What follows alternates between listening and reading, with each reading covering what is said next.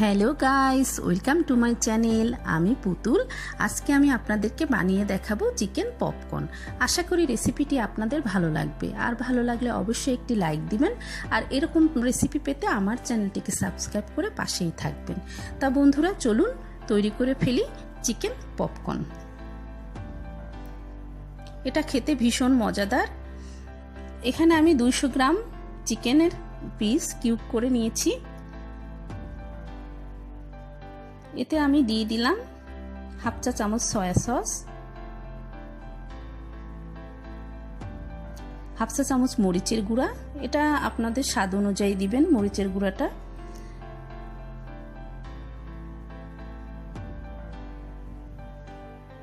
এখানে আমি দিয়ে দিলাম 1 চা চামচ আদা রসুন পেস্ট আর হাফ চামচের মতো গোলমরিচের গুঁড়ো।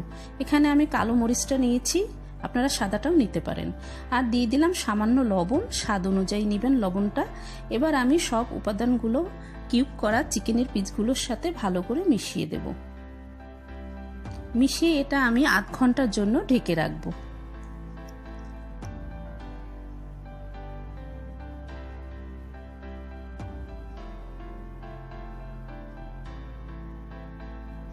এই যে এটা ভালো করে মেশানো হয়ে গেল।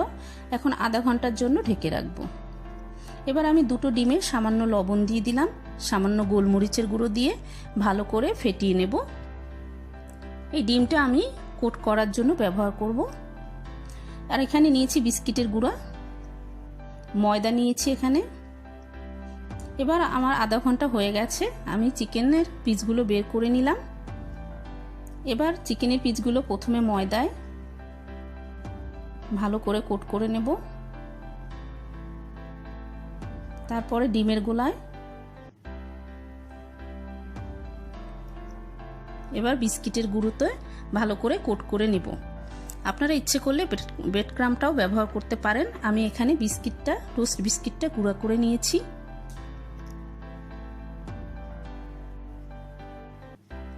এভাবে আমি সবগুলো চিকেনের পিস কোট করে নেব। আপনারা ইচ্ছা করলে চিকেনটা ম্যারিনেটের সময় সামান্য বেকিং পাউডারও দিতে পারেন, এতে চিকেনের পিসগুলো একটু জুসি থাকবে।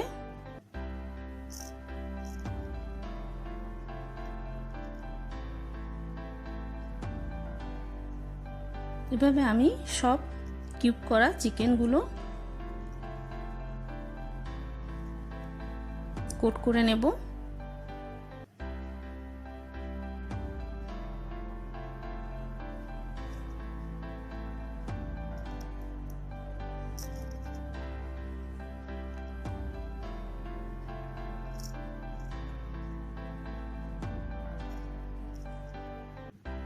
এই যে এভাবে সব চিকেনের পিসগুলো কোট করে নিতে হবে। হয়ে গেল সবগুলো পিস কোট করা। এখন আমি ফ্রিজে 10 মিনিট রেখে দেব, নর্মাল ফ্রিজে। এই যে 10 মিনিট পর আমি বের করলাম, কোটগুলো কত সুন্দর চিকেনের সাথে বসে গেছে। এখন আমি তেলে এগুলো ভেজে নেব। আপনারা ইচ্ছে করলে এটা ফ্রিজে এই চিকেন পপকর্নটা সংরক্ষণ করে রাখতে পারেন।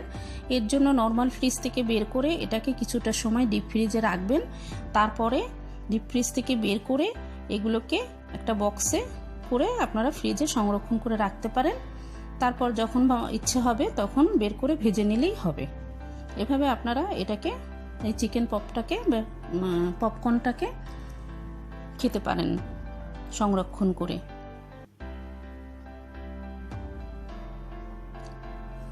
এই চিকেন পপকর্নটা খেতে একদম KFC মতো হবে। আশা করি এটা বাসায় বানিয়ে খাওয়ার পর আর আপনারা KFCতে এটা খেতে যাবেন না। এভাবে আমি মিডিয়াম জালে চিকেন পপকর্নগুলো ভেজে নেব।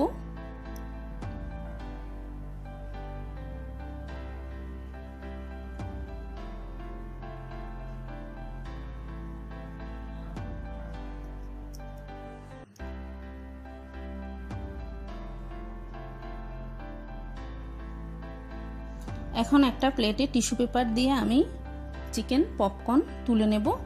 এভাবে আমি সব পিসগুলো ভেজে নেব।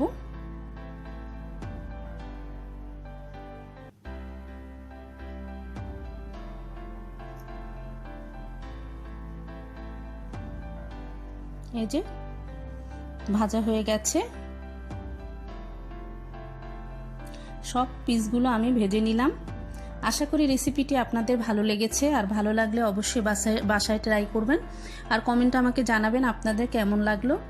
আমার চ্যানেলটিকে সাবস্ক্রাইব করবেন, আর রেসিপিটি ভালো লাগলে অবশ্যই একটি লাইক, কমেন্ট, শেয়ার করবেন। আজ এ পর্যন্তই, দেখা হবে নতুন ভিডিও নিয়ে।